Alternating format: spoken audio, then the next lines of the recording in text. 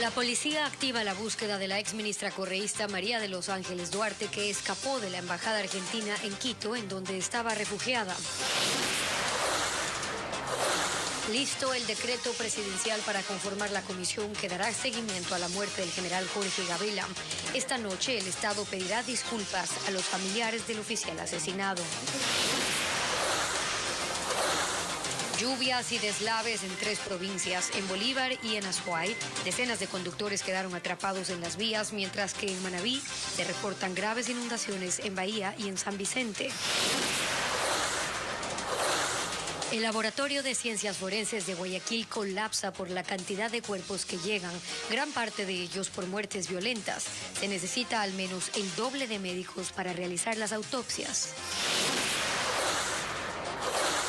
En lo internacional, descubren un submarino frente a las costas de Colombia que transportaba 3 toneladas de droga. En la nave encontraron 2 cadáveres y 2 tripulantes vivos. Amigos, ¿cómo están? Buenas tardes. Aquí empezamos con las noticias. Las primeras investigaciones sobre la fuga de la exministra María de los Ángeles Duarte determinan que salió de la embajada argentina el pasado viernes. Estefi, hola. ¿Qué tal, Gaby? Y amigos, muy buenas tardes también. La policía ha activado ya sus unidades de investigación. Esperan las disposiciones de la Fiscalía para actuar en este caso. Francisco Garcés nos trae ahora la información. La policía cree que la exministra María de los Ángeles Duarte, condenada a 8 años de prisión por delitos de corrupción, abandonó la residencia del embajador de Argentina la noche del viernes con su hijo y su perro, y habría sucedido con la colaboración de los diplomáticos de ese país. En esa delegación había 2 controles policiales con la disposición de revisar quienes entran y salen, pero no se podía hacer lo mismo con vehículos diplomáticos sobre los cuales no se puede intervenir. Y estamos justamente en ese proceso de verificación, de investigación, para saber cuándo pudo haber abandonado y también la forma, ¿no? Si es que utilizó tal vez algún vehículo diplomático o no. Para verificarlo, el comandante de la policía, Fausto Salinas, mantuvo una conversación con el embajador de ese país, Gabriel Fuchs, quien dijo que la fuga fue sin conocimiento del personal diplomático. Fue el canciller argentino, Santiago Cafiero, quien pasadas las 17 horas del lunes explicó a su par ecuatoriano las circunstancias de la fuga. Todo indica, más allá del estatus otorgado y la voluntad del gobierno argentino de mantener la condición de asilada diplomática, que la señora Duarte Pesante se ha ausentado por decisión propia y sin que haya mediado indicación alguna a las autoridades de la embajada en la República del Ecuador, dice un comunicado oficial argentino. Las explicaciones no satisfacen al régimen. Fuchs se reunió con el canciller Juan Carlos Holguín la mañana de este martes, mientras la policía ya tenía activados los protocolos de búsqueda. Y se han alertado a todas las entidades de migración, está en el bloque de búsqueda, se activó Interpol, así como las alertas que se han desarrollado a nivel internacional en toda la región. Nosotros tenemos varios convenios, sistemas como el API que se trabaja con la región, con los Estados Unidos, para poder definir cuál es la ubicación posible. Luego de estas declaraciones se supo que Duarte está en Venezuela y por ello la policía notificó a la Corte Nacional de Justicia lo sucedido para que tomen las acciones internacionales correspondientes, y también hizo lo mismo con la Fiscalía para que se inicie la investigación. En espera de las disposiciones de la Fiscalía, la policía inició las investigaciones para saber si hay más personas involucradas en la fuga y la ruta que habría tomado la exministra del correísmo para huir de la justicia ecuatoriana. Y al respecto, en la Asamblea se convocará a las autoridades por la salida de María de los Ángeles Duarte de la Embajada de Argentina, a pesar de la custodia policial. Varios legisladores acusan al gobierno de un pacto con el correísmo frente al juicio político que se anuncia en el Parlamento. Patricio Díaz con el informe. En la Asamblea hay inquietudes sobre la sorpresiva salida de María de los Ángeles Duarte de la residencia de la Embajada de Argentina. La asambleísta de Pachacutic, Sofía Sánchez, vive cerca del sector y mostró su sorpresa, pues allí existía permanente presencia policial. Existe un momento en que ella sale de la embajada, retenerle, esa era la función exclusiva que tenía esta patrulla que estaba 24 horas ahí custodiando esto. Habrá existido algún día que no estuvieron ellos ahí y probablemente ese sería el día que ella se fugó. junto al presidente de la Comisión de Fiscalización, advierten sobre un supuesto pacto entre el gobierno y el correísmo frente al juicio político que se anunció en la Asamblea. Justo ahora que hay un juicio político en contra del presidente de la República y un cacareado juicio político en contra del canciller Juan Carlos Holguín, se presenta esta fuga. Es un territorio de impunidad. Tenemos hoy la presión de un juicio político. Ustedes verán que es una presión, un show mediático, y en base a eso han ido consiguiendo ya que muchos de los que tenían que estar privados de la libertad de gobiernos anteriores estén libres. Se está pidiendo incluso ya una amnistía aquí. El oficialismo y el correísmo niegan esa posibilidad. Nosotros no tenemos ningún pacto. Lo hemos hecho desde el día 1 en la Asamblea Nacional, cuando decidimos no pactar con el correísmo en la Asamblea. De ninguna manera, o sea, ya no saben qué inventarse con la única finalidad de sostenerse en el cargo y querer distraer la opinión pública. Eso es totalmente falso. Recordemos que la ex ministra María de los Ángeles Duarte tenía una condición de asilada. Desconozco los motivos, recién me enteré también el día de ayer. De todas formas, el presidente de la Comisión de Fiscalización anunció que convocará para este mismo miércoles al canciller, al comandante de policía y al ministro del Interior para que expliquen lo sucedido.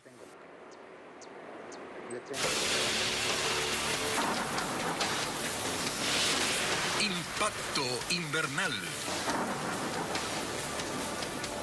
Bahía de Caracas, San Vicente, Puerto Viejo reportan ya nuevas inundaciones y bloqueos de vías por este invierno. Karen Ceballos desde Manabí nos cuenta cuál es la situación ahora. En Manabí el invierno vuelve a causar inundaciones tras la intensa lluvia registrada entre la noche de lunes y la madrugada de hoy martes. La Coordinación de Gestión de Riesgos y Emergencias en la provincia registra las principales incidencias en al menos 3 cantones. Hasta este momento se conoce que en algunos sectores ya empieza a descender el nivel del agua, pero en las cabeceras cantonales de Sucre y San Vicente se reportó desde temprano problemas en el acceso vehicular, ya que se inundó el ingreso a Bahía de Caracas por el desbordamiento de la quebrada conocida como El Toro. En cambio, en San Vicente el agua ingresó a viviendas en Los Perales, en los barrios Santa Marta y Santa Gema. Incluso el municipio de ese cantón suspendió sus actividades hoy porque también fue afectado. Vía telefónica, el técnico de esa localidad, Darwin García, indicó que se trabaja en habilitar las vías que presentaron bloqueos por deslizamientos y acumulación de lodo. Y de Canoa a San Vicente sí tenemos como 6 puertos que están un poquito complicados, sí tenemos vías cerradas. En una parte, un carril. Mientras que en Puerto Viejo hubo inundaciones en las comunidades Las Chacras, San Clemente y Paquilla de la parroquia rural Río Chico. Aquí los alimentos se han dañado, nevera, todo está inundado. 5 comenzó el agua, 5:30 llegó la quebrada, cuando acuerda que todo lo embocó, no me dio, a mí se me tenía la moto ahí, que la dejo ahí y la moto nomás se le veía lo que es el timón. Asimismo, aquí en la comunidad del Resbalón del trayecto Río Chico de Puerto Viejo hacia el cantón Rocafuerte hubo un cierre temporal por la acumulación de lodo en la vía. El llamado a los conductores para que tengan precauciones, puesto que aún llueve en gran parte de la provincia de Manabí, aunque de forma moderada. En la vía que conecta a las ciudades de Guaranda, Balsapamba y Babahoyo, en la provincia de Bolívar, se registraron 4 deslaves.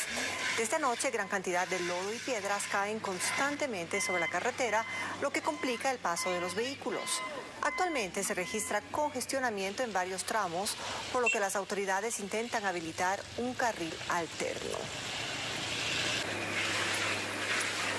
También las provincias de Azuay y El Oro están incomunicadas por las lluvias continuas que han provocado deslizamientos en al menos 5 tramos de la vía Cuenca-Girón Pasaje, desde el kilómetro 31 hasta el kilómetro 112 en el sector de Gramalote.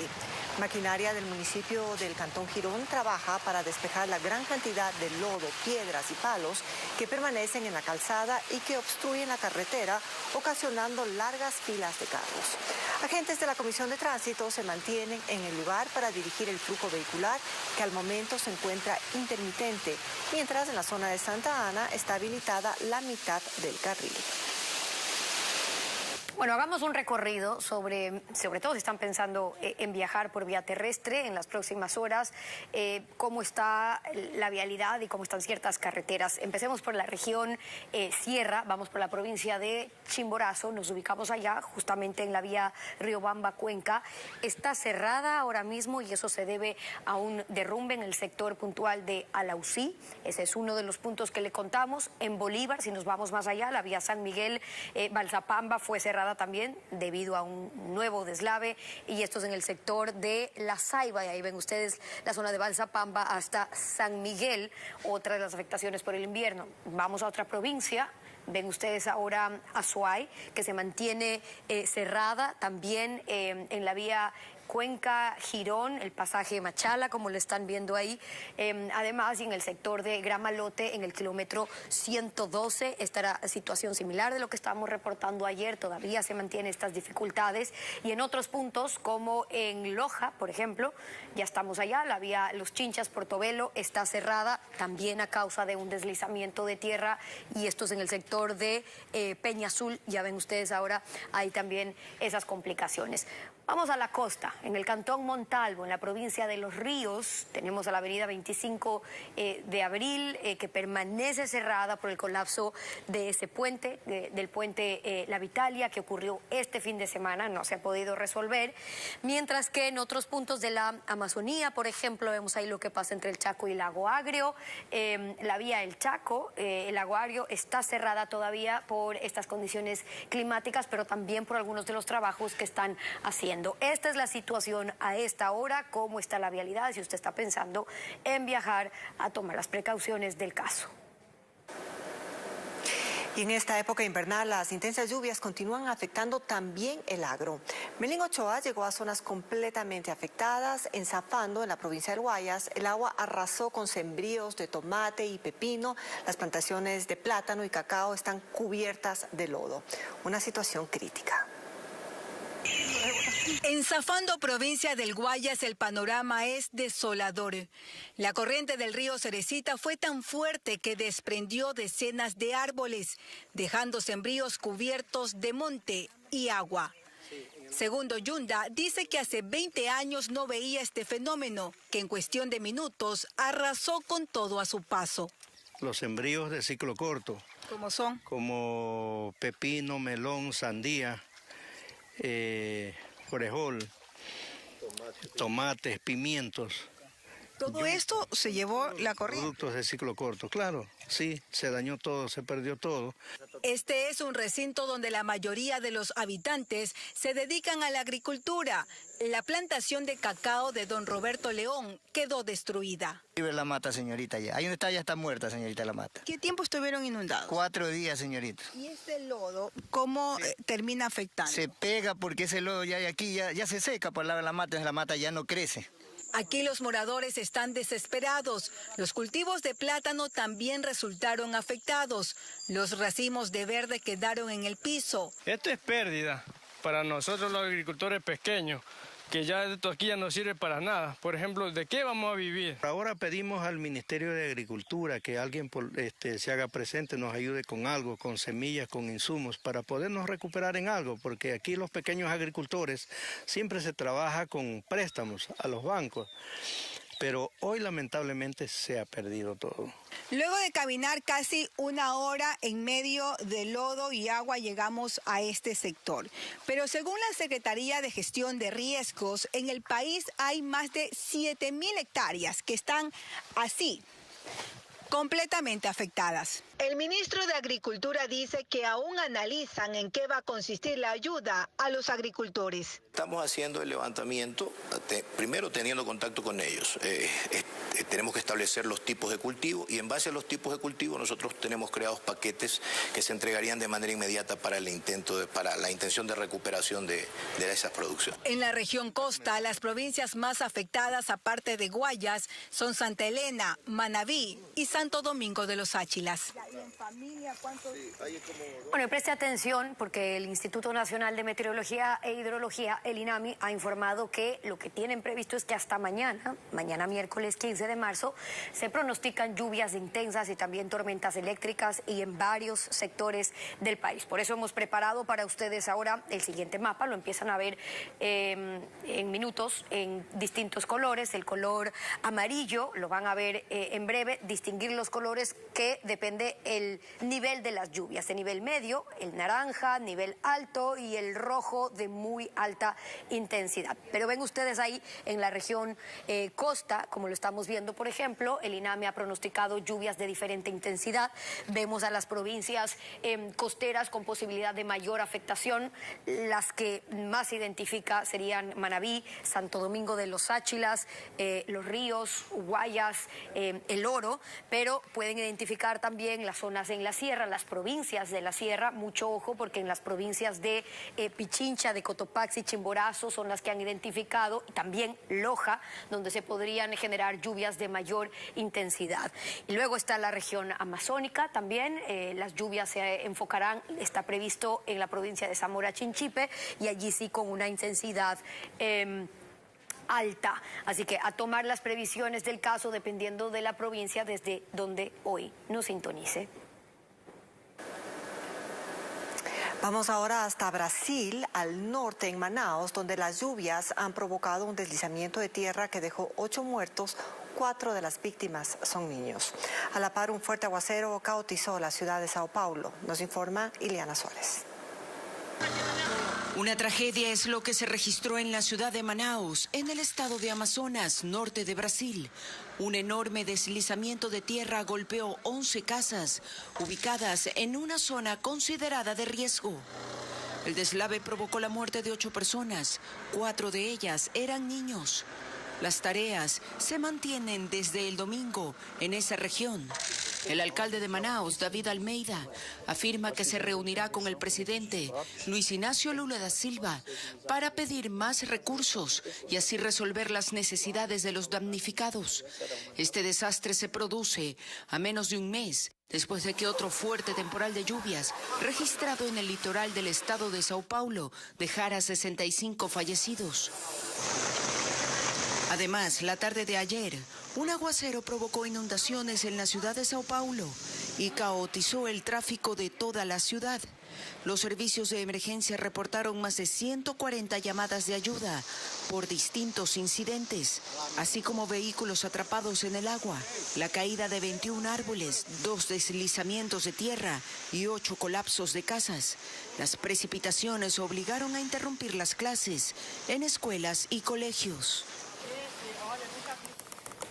En África, torrenciales aguaceros producidos por el ciclón Freddy dejan 136 muertos y además una estela de destrucción en Mozambique, en Malawi y en Madagascar.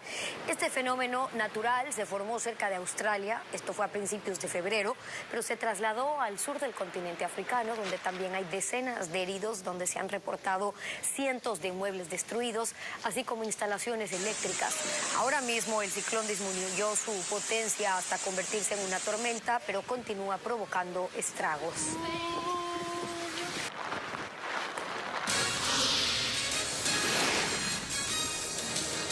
Vamos a nuestra primera pausa. Al regresar, consumidores denuncian que la cubeta de huevos sigue subiendo de precio y bordea los $5 en algunas tiendas de Guayaquil.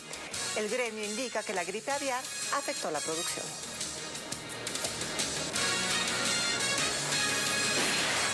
Y también esta tarde serán posesionados los integrantes de la comisión que dé reapertura del caso Gabela en el Palacio de Carondelet. Le contaremos de quiénes se trata.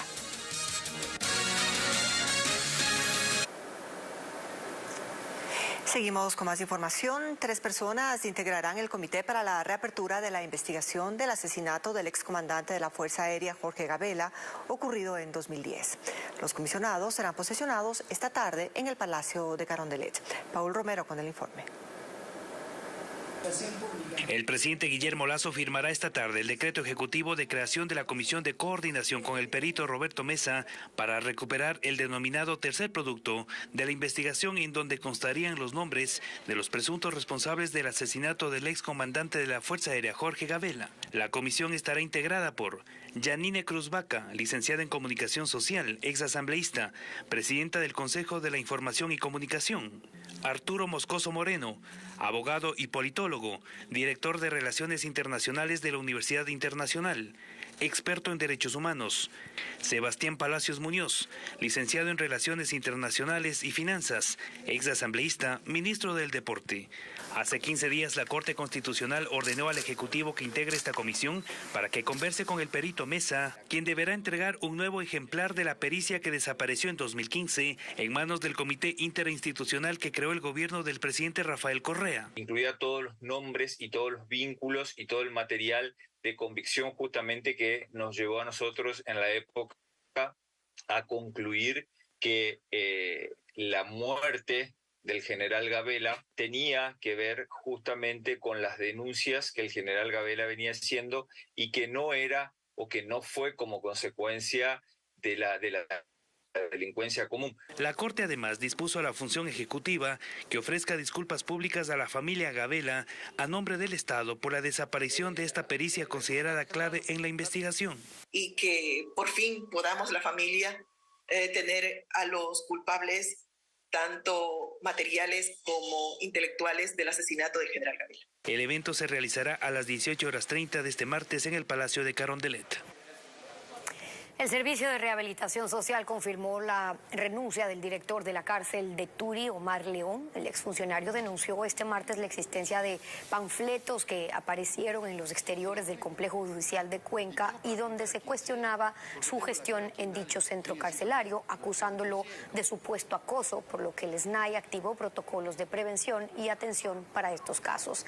León denunció que estas acusaciones se producen por presuntas presiones hechas por grupos delictivos que pugnan en el poder en ese reclusorio que dirigió durante apenas un mes y medio.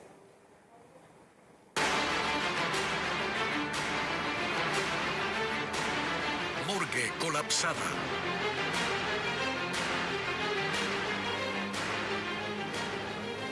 Hoy empezamos nuestro especial periodístico Morgue colapsada. El incremento de la violencia alteró la carga laboral en el Laboratorio de Ciencias Forenses de Guayaquil. Actualmente hay 5 médicos legistas, pero según sus propias autoridades se requiere al menos el doble de especialistas. Y eso provoca el retraso en la entrega de los cadáveres a sus familias. Pero ¿cuánto tienen que esperar para retirar los cuerpos? Se lo contamos en el siguiente informe.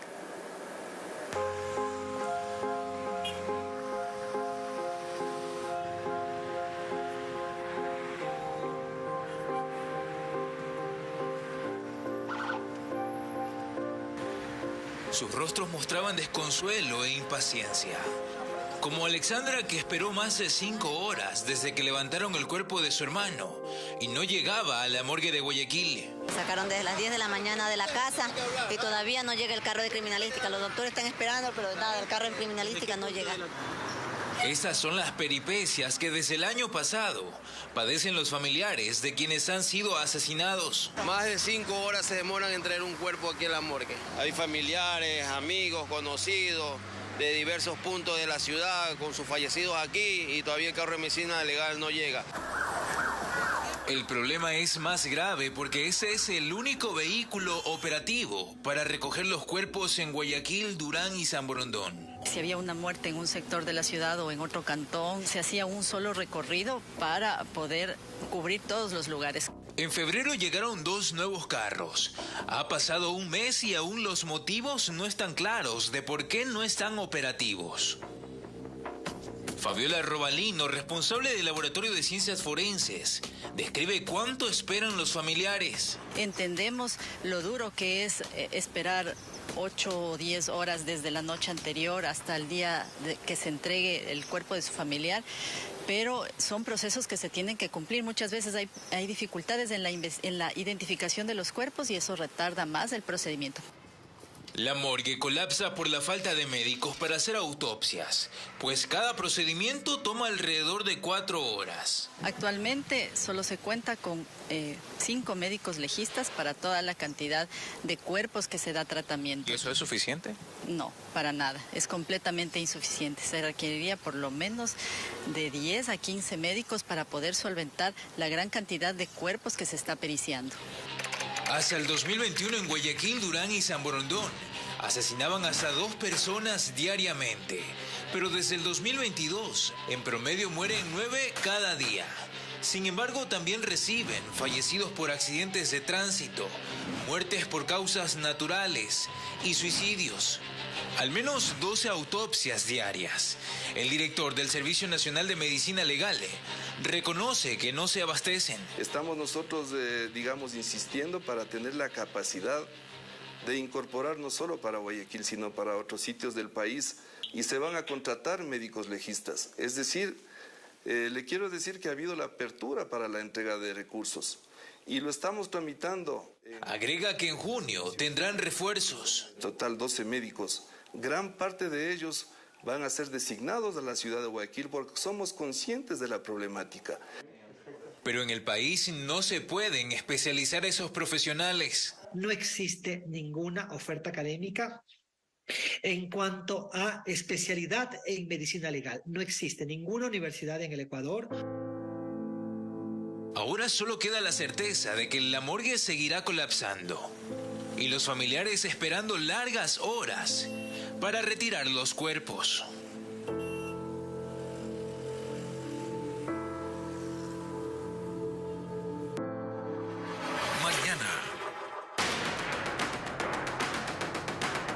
Hemos empezado a recibir cadáveres desmembrados, descuartizados, decapitados. Lo que se hace en esos casos es esperar un tiempo prudente para que aparezca el resto del cuerpo. Morgue colapsada. Mañana a la 1 de la tarde y 7 de la noche en Televistazo por Ecuavisa.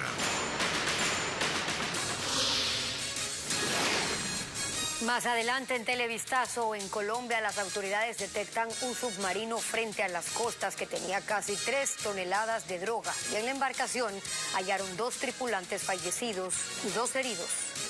En la provincia de Los Ríos, un ex policía fue asesinado tras un enfrentamiento armado. Los agentes lograron interceptar el carro que transportaba al fallecido, a una mujer y a un menor de edad. Y en su interior decomisaron 2 fusiles y decenas de municiones. A bordo de esta camioneta viajaban 3 personas, entre ellas un ex policía, identificado como Leonardo Lara.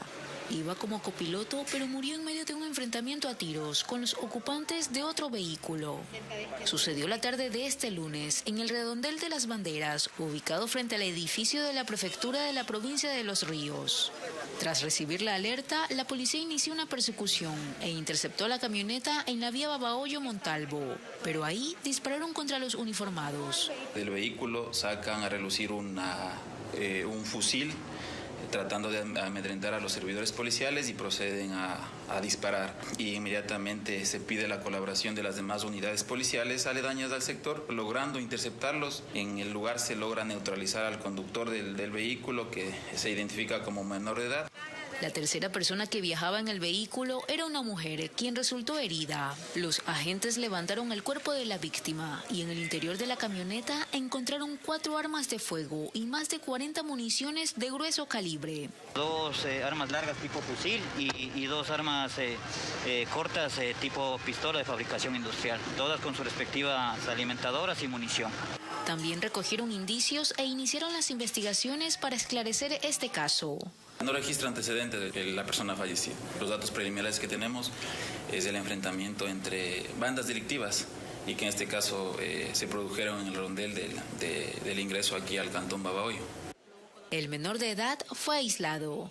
Los agentes analizan las cámaras de vigilancia ubicadas en la zona para intentar identificar el vehículo en que se transportaban los autores de este ataque armado. Un camión repartidor de cilindros de gas impactó contra una casa en la Vicentina Baja, esto es en el centro oriente de Quito. Previamente golpeó otros vehículos. Andrea Marín tiene un informe desde el punto del siniestro. Por una pronunciada pendiente descendió un camión cargado con 60 tanques de gas entre llenos y vacíos. Recorrió cerca de 80 metros y en el trayecto impactó 2 vehículos y terminó estrellándose contra el cerramiento de una vivienda. El conductor informa que ha bajado a despachar un tanque de gas, pero ha dejado prendido el camión y pierde los frenos y se desciende por la calle Verde Cruz. La gente que estaba esperando el bus salió corriendo para allá. Yo me acerqué a apagar el carro porque estaba todavía encendido el carro, el motor. No hubo heridos ni víctimas mortales. Los tanques de gas fueron evacuados por el Cuerpo de Bomberos de Quito. En el lugar llegó otro camión para poder realizar el traspaso de estos cilindros. No existe ninguna contaminación, se han realizado las mediciones correspondientes y no hay ninguna fuga de GLP en el punto. Los 3 vehículos fueron llevados a patios de retención. Continuamos con un lamentable caso. Un taxista que había sido reportado como desaparecido fue hallado muerto en la vía perimetral de Guayaquil. Sus familiares encontraron su cuerpo anoche cuando realizaban la búsqueda por esa zona de la ciudad. El cadáver fue hallado anoche. Estaba maniatado y en medio de los matorrales a un costado de la vía perimetral en el conocido sector de Tres Bocas, en el sur de Guayaquil. La víctima era un taxista quien, según sus familiares, había desaparecido hace 3 días. Desde el día sábado 9 de la noche lo fue a dejar a los hijos al trabajo. Tenía que recoger los golpes de 11 de la noche más o menos.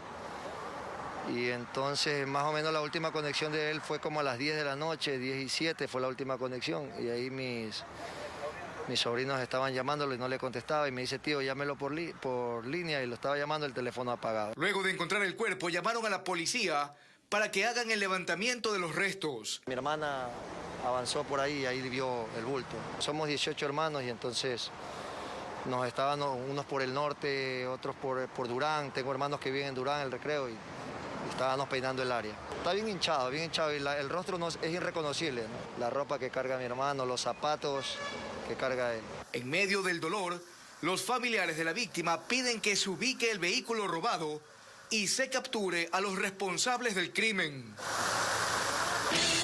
Hay malestar por el precio de la cubeta de huevos, que pasó de $3.80 hasta a $5 en mercados y en tiendas a escala nacional. Los productores de esa proteína aseguran que el valor subió a causa de la gripe aviar que afectó a 4 millones de aves. Diego Cuenca nos describe la crisis. El precio de la cubeta de huevos de 30 unidades se incrementó más en esta semana. Así denuncian los consumidores en la costa. Pero mire, esto está carísimo. ¿A cuánto? A $4.50 la cubeta. Uno encontraba estas cubetas de $3.20 y ahorita imposible. Pero ¿por qué encarece ese producto? Según la Unión de Productores de Huevos, la gripe aviar afectó a 4 millones de aves, que fueron sacrificadas y vendidas para evitar contagios. Hasta octubre, cuando no había la propagación de este virus, en el país se producían 14 millones y medio de huevos. Ahora, con la enfermedad, desde febrero solo hay disponible 11 millones de unidades diarias. Esa oferta no es suficiente para la demanda en el mercado nacional. Con un precio a pie de granja entre $3.95 y $4. El comerciante, el intermediario, posiblemente esté también tratando de un poco de aprovecharse de la situación. En las tiendas y mercados de Cotopaxi se detectó que hay especulación en los precios. Así lo confirmó el intendente de policía de esa provincia. Nos han llegado denuncias que se están comercializando hasta en $5, ya que existe un tema adicional en el incremento del precio entre el distribuidor y el comerciante, el tiendero, y a quien es el que expende. Según el gremio, les tomará al menos 5 meses incrementar la producción de huevos. Pero eso dependerá de que se acelere la vacunación en las gallinas. Cuando las avícolas reciben la pollita bebé, la primera postura se da en 20 semanas. Es decir, que es un tiempo bastante largo el que nosotros necesitamos para poder reactivarnos. A pesar de los precios altos, los consumidores siguen pagando más dinero por menos huevos.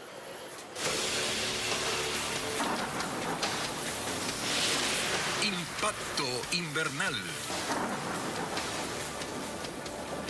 Las constantes lluvias en la provincia de Bolívar generan deslizamientos de tierra que afectan al tránsito vehicular. Desde la noche de ayer, 4 deslizamientos afectaron la vía que conecta a esta provincia con los ríos. Nuestro corresponsal Ángel Pilatuña se encuentra en la parroquia Balsapamba del Cantón San Miguel y nos tiene un informe.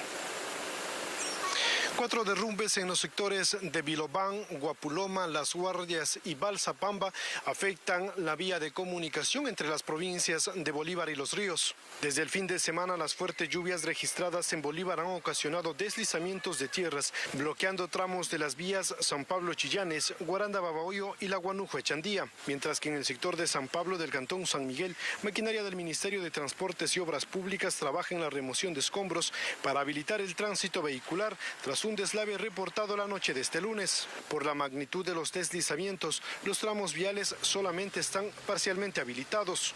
Al momento, la vía que conduce de Guaranda hacia la provincia de Los Ríos está habilitada en un solo carril. Se recomienda a los conductores no viajar en horas de la noche por la presencia de lluvias, ya que existen constantes deslizamientos.